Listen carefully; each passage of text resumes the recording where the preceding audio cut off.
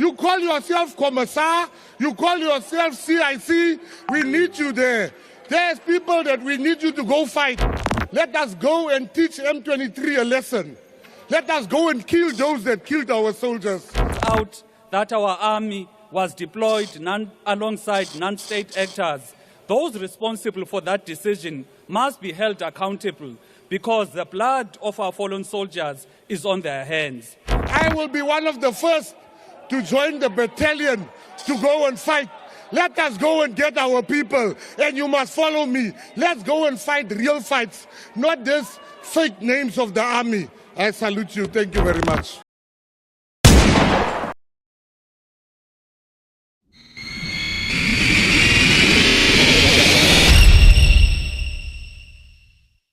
So, Madam Speaker, let me come back to the incident of 2 weeks ago where our troops came under attack on the 24th of January 2025. We were indeed taken up by the tragic news that our troops based in Sake, the Eastern DRC, came under heavy attack by M23 rebels. In the weeks leading to the 23rd, fighting in that region had escalated with the rebels group fiercely engaging with the Congolese armed forces. And the intensified fight of M23 made sure that key towns in the province of Kivu, like Masisi, Ngungu, Bidada, and Minova, and all the time the rebels were advancing towards Sake, where the Summit DRC main operating base is located, and this led to our own forces being enveloped. The M23 launched an all-out attack on Summit DRC main operation base, where South African, Malawian, and Tanzanian contingent, together with UNESCO and also the Congolese defense, were located. Heavy shelling of the base was experienced, and this was followed by ground attack aimed at our operational base. M23 attacks were in clear contravention of the Nairobi peace process and the ceasefire brokered by the Rwanda process. Semi-DRC stood firm in defense of Sake for 3 days, with battling lasting up to 9 hours of continuous fighting without any pause. Semi-DRC managed to contain the situation to repel the attack. M23, with some of their elements, started withdrawing from the town and M23 suffered heavy casualties as reported by United Nations of ensuing period. It is during this time that we as a country saw 9 casualties, 12 injuries, varying in different degrees. And following the exchange mortar bombs again between DRC and the armed forces of 23 rebels on the 27th of January now, near Goma Airport, where South African Defence Force is co-located with even the Congolese Defense Force, where we lost 3 members and some suffered serious injuries. And one of our soldiers who had been killed, who had been hurt in Goma, succumbed to his injuries. As a result, leading us to 14, with one of our members being shot in Goma, bringing to 14. Of the people that have passed on, 7 come from Limpopo, 3 are from the Free State, 1 each from Eastern Cape, Northern Cape, and Northwest Province. And all the members will be raised to rest in full military honors for their sacrifice. SANDF's official X account, that's Twitter account, posted this damning statement, and I quote, "One day we will know the real reason President Cyril Ramaphosa appointed Angie Motshekga as the Minister of Defense. For now, it simply doesn't make sense." I close the quote. Speaker, I would like to begin by sending our condolences to the families of the 14 members of the South African National Defence Force who recently lost their lives in the DRC. We cannot continue to refer to them through a number because they've got names. We salute Staff Sergeant William Edikola. We salute Staff Sergeant Molatley Ishmael Molatley. We salute Staff Sergeant Swatani Theophilus Seepe, Corporal Matumi Justice Malesa, Corporal Renae Namavulani, Lance Bombardier Itumeleng McDonald Moreo, Lance Corporal Tseke Moffat Molapo, Lance Corporal Metsi Stensley Rashishi, Rifleman Svatani Richard Chokwe, Rifleman Derek Maluleke, Rifleman Tsidiso Andres Mabele, Rifleman Calvin Louis Moari, Rifleman Muketi Joseph Mowe, Private Peter Jacobus Strido. The reckless deployment of South African troops in the DRC under the South African Development Community SADC mission in the Democratic Republic of Congo, SAMI DRC, which began in December 2023, was presented to us as a peacekeeping effort. However, the truth is that our soldiers are not there to maintain peace.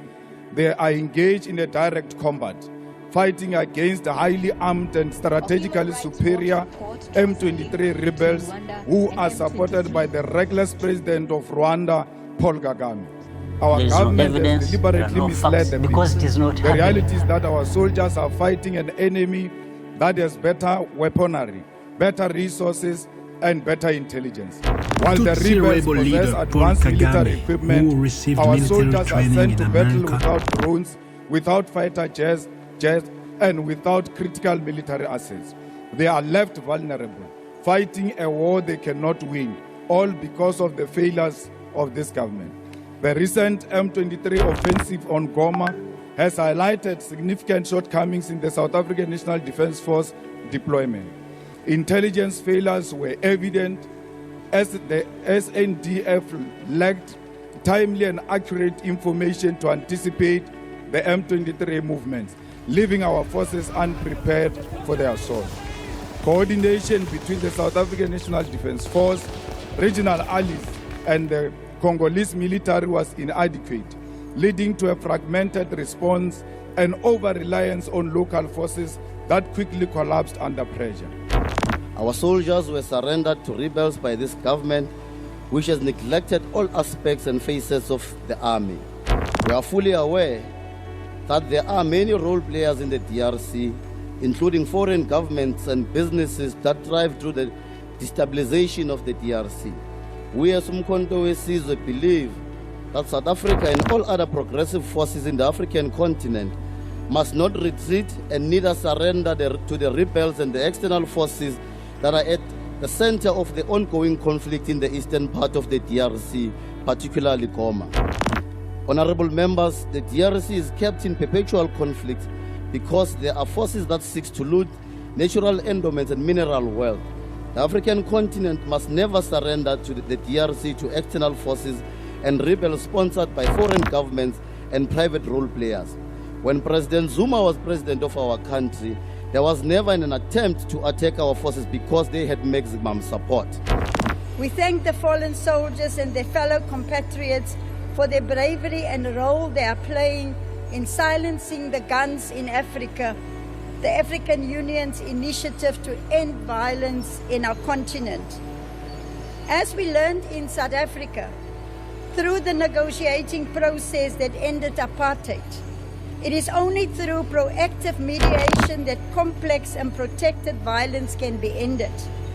We call on the AU and the United Nations to continue to pressure all parties to go back to the negotiating table so that the Luanda peace process may result in lasting peace in the DRC. Ons het almal medelee met die geliefdes van die gesneuvelde soldate.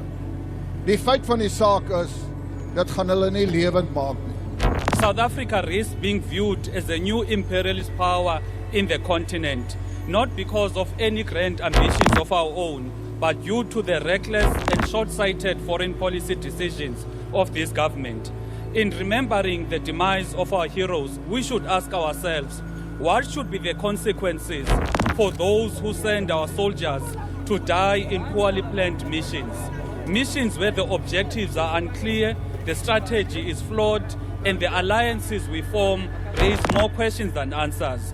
One of those questions is, who exactly are we fighting alongside? Did South Africa at any stage fight alongside the FDLR in the DRC? We need absolute clarity on our role in this conflict especially given the complex web of interests at play in the DRC. The Minister of International Relations was asked a simple question, yet he failed to provide an adequate answer. Is South Africa fighting alongside the FDLR? And if yes, who gave that instruction? Minister, today we demand an answer. It is a fundamental principle that we do not fight alongside non-state actors under any circumstances. Doing so sets a dangerous precedent. If it turns out that our army was deployed alongside non-state actors, those responsible for that decision must be held accountable because the blood of our fallen soldiers is on their hands. Now that the DRC army has fled Goma, what exactly is the purpose of our army's continued presence there? Without the DRC army, the SANDF has got no mission in the DRC because the soldiers were deployed to assist them, not to fight on their behalf. It is also deeply concerning that only South Africa, Malawi and Tanzania were part of this mission. The SADC has got 16 member states. Where are the rest? Why is South Africa always expected to carry the burden alone? To our brave men and women stuck in Goma, you are not alone. We carry you in our hearts and spirits. Our prayers are with you. You have represented the country with bravery and honor. There is no army or rebel force in the continent that can match your expertise and willingness to stand for others, even in the most unfavorable circumstances. Remain strong. Stand here today in mourning, in frustration and in outrage. Our soldiers, patriots, who sought to defend this country have been killed in the DRC. And yet we are not even sure that the number we've been given is accurate. We wonder how many more lives have been lost that remain unreported. How many more families are grieving in silence, unsure of the fate of their loved ones. This tragedy exposes the recklessness, poor coordination, lack of leadership within the SADF and the government at large. The so-called peacekeeping mission in the DRC has turned into a death trap for our soldiers, a mission that was poorly planned, ill-equipped, and seemingly executed with a little regard for the safety of our men and women. This government has failed our army both administratively and operationally. The Commander-in-Chief of the Defense, President Ramaphosa, must answer to this failure. You call yourself CIC, we need you there. There's people that we need you to go fight. We are tired here in Parliament of toy soldiers. We want, this is war. People are dying. You are calling yourself titles here. Go and fight. I will be one of the first to join the battalion to go and fight. Let us go and get our people, and you must follow me. Let's go and fight real fights, not this fake names of the army. But let's be realistic. A successful offensive would require more troops and equipment, efficient logistics, air power, and strategic leadership, none of which SADC or the SANDF has demonstrated the ability to provide. That leaves only one option. Follow Malawi's lead. Repatriate our dead. Negotiate safe passage for our wounded, our surviving troops, and our equipment. Get out. Then we must face the truth. The SANDF is broken. We need to go back to the drawing board, reassess our entire defense strategy, and rebuild our armed forces from the ground up to the level of the competence that South Africa needs. And for that, we need leadership. Strong, decisive, competent leadership. Something the SANDF has not seen in a very long time. At no point should our army be deployed on a mission without the necessary resources to ensure their safety and operational success. We need to seriously develop a coherent and clear foreign policy and the role South Africa should play on the continent. We are fully aware that the military intervention where our soldiers lost their life was part of the Samir DRC.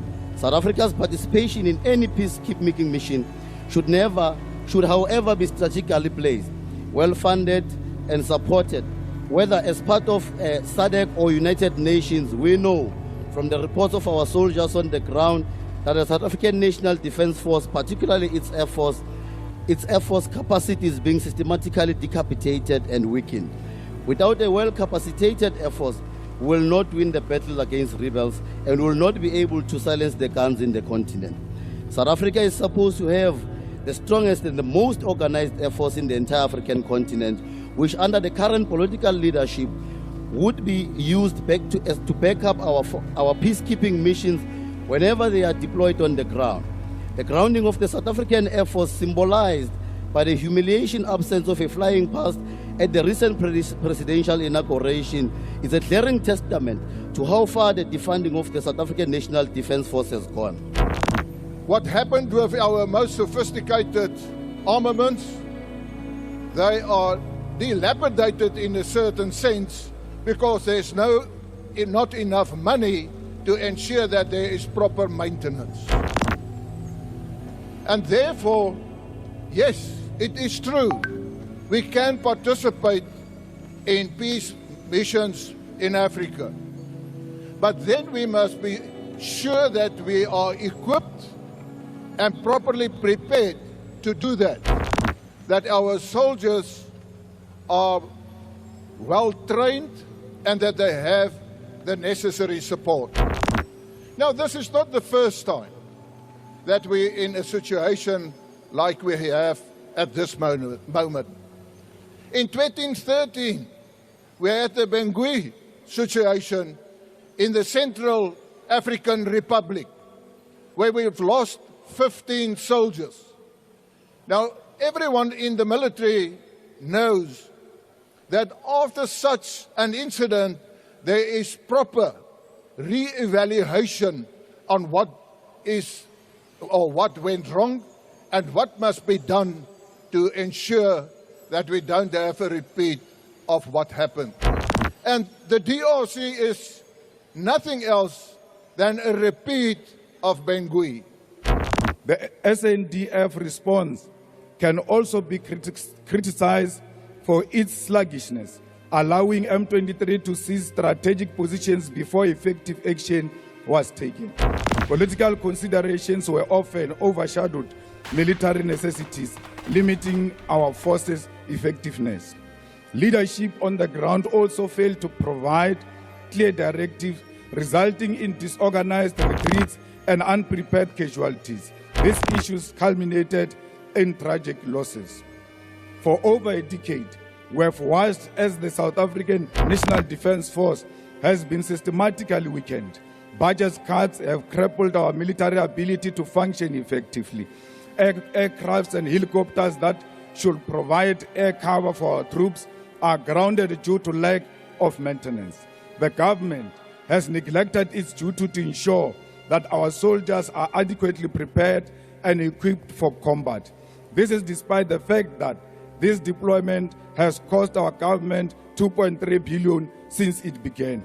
But it does not end there. The defense sector has been ravished by corruption. Officials at denial have looted and mismanaged funds, selling South Africa's defense technology to foreign entities. This is nothing short of treason. It is important to note that the SANDF forces have been in the region for many years. First as part of MONUSCO mission and now through the SAMIDRC mission. And I think it's too long. South Africa prides itself on being a force for peace in Africa, and we continue to play this role as one of the most vital voices on our continent. We echo the calls by the extraordinary SADC summit to engage all the state and non-state sectors and actors involved in the conflict to embark on a ceasefire process, protecting innocent lives and allowing much-needed access to humanitarian aid.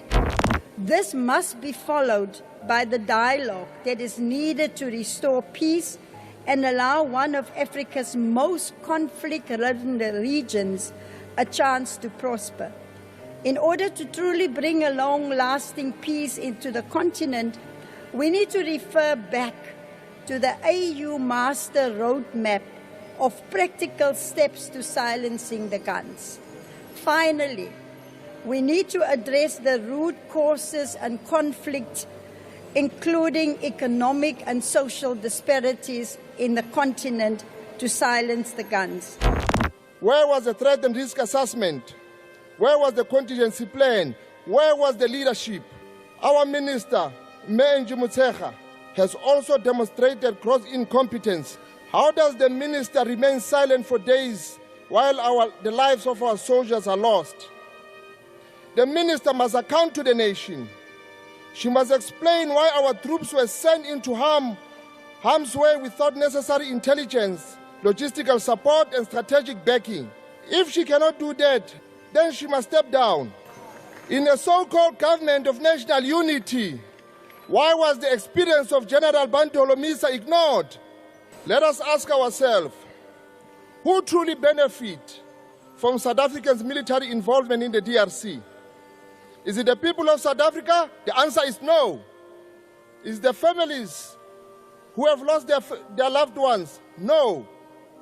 The reality is that the mission serves the interest of the political elite and the global power who want to maintain the grip on African resources. Our government, instead of prioritizing the needs of our citizens who suffer from hunger, landless, crime, unemployment, and failing infrastructure, have chosen to sacrifice South African lives for the agenda of the imperialists. As the UAT, we demand immediate accountability. Honorable members, the inability to fill aircraft for ceremonial duties is a symptom of a broader crisis.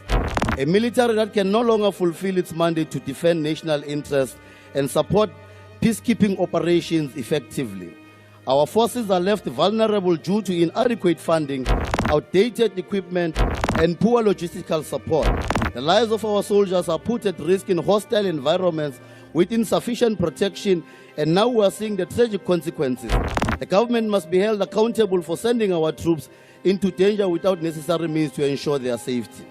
Under President Zuma, South Africa played a key role in bringing peace and stability in the DRC, supporting military and diplomatic efforts to curb violence and foster democratic transitions.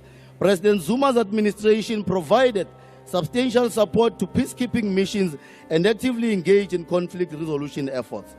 President Zuma played a leading role in supporting the peace, stability, political and economic progress of the DRC because he understood our progress and success as a people cannot be separated from the development of the entire African continent. Additionally, to military and peacekeeping deployments, President Zuma played a leading role in safeguarding the political stability of the DRC in order to realize socio-economic progress and prosperity. We as Umkhonto will stand here today to make the following demands, directives on what is to be done. 1, South Africa and all other African countries and continental organizations must continue to play a meaningful diplomatic, economic, political and military roles in the DRC with the aim of safeguarding maximum stability and economic progress.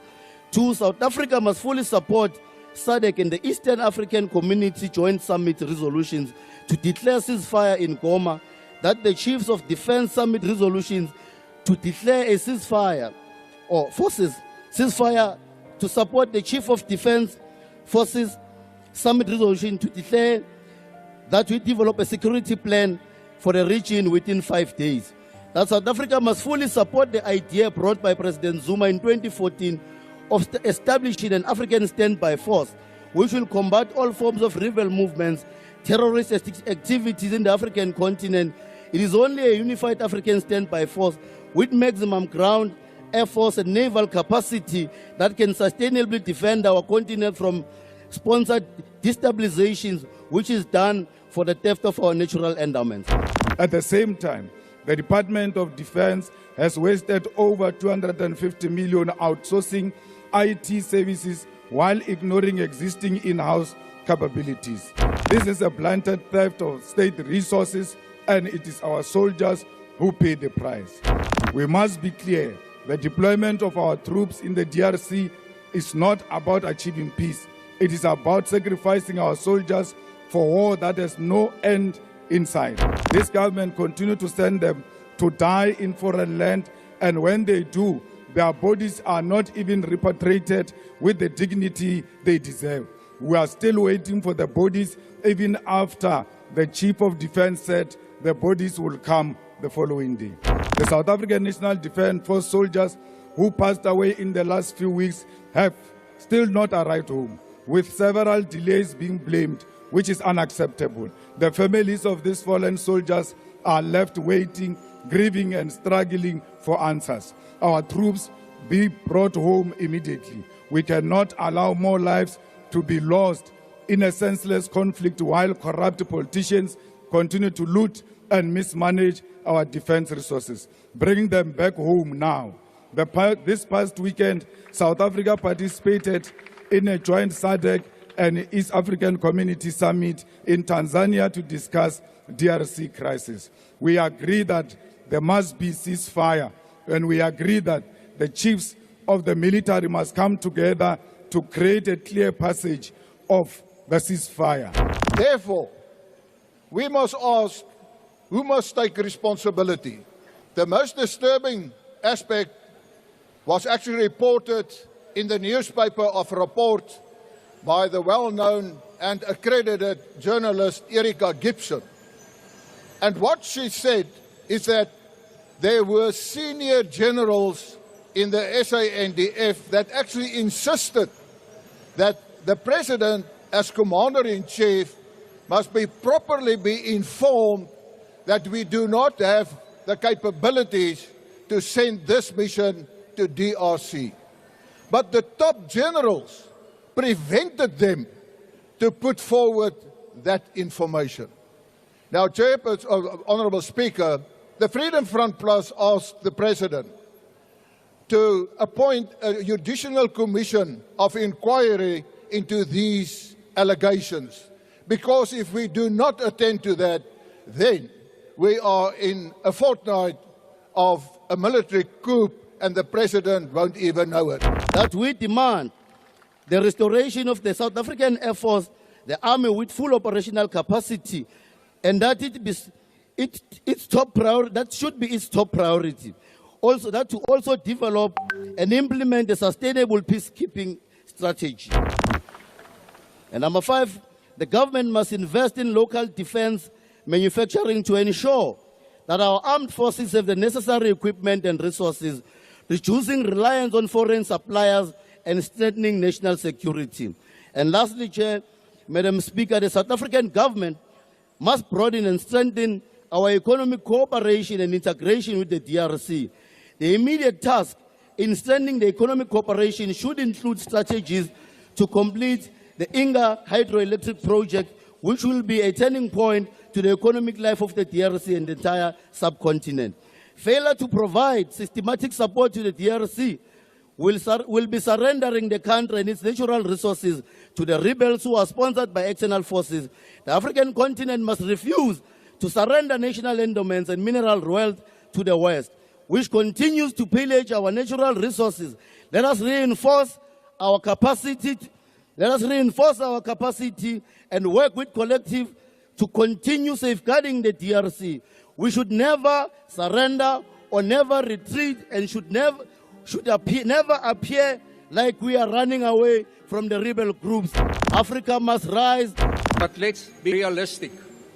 A successful offensive would require more troops and equipment, efficient logistics, air power, and strategic leadership, none of which SADC or the SANDF has demonstrated the ability to provide. That leaves only one option. Follow Malawi's lead. Repatriate our dead. Negotiate safe passage for our wounded, our surviving troops, and our equipment. Get out. Then we must face the truth. The SANDF is broken. We need to go back to the drawing board, reassess our entire defense strategy, and rebuild our armed forces from the ground up to the level of the competence that South Africa needs. And for that, we need leadership. Strong, decisive, competent leadership. something the SANDF has not seen in a very long time. Even the SANDF's official X account, that's Twitter account, posted this damning statement, and I quote, "One day we will know the real reason President Cyril Ramaphosa appointed Angie Motshekga as the Minister of Defence. For now, it simply doesn't make sense." I close the quote. We agree. They are right. It doesn't make sense. Let me make this clear. We need to withdraw from the DRC immediately, and Minister Angie Motshekga must go, voluntarily or otherwise. The time for excuses is over. Lives are at stake. Leadership is failing, and South Africa cannot afford to stand by watching the predicted life-costing humiliation unfolding any longer. We've been humiliated. We have been humiliated. We have been humiliated. And we must teach people, when you kill a South African, there's consequences. We are sitting with the highest youth unemployment in the world. Let us use this opportunity and call for conscription, Honorable President, and bring our young people and train them. And while we train them, let us go and teach M23 a lesson. Let us go and kill those that killed our soldiers.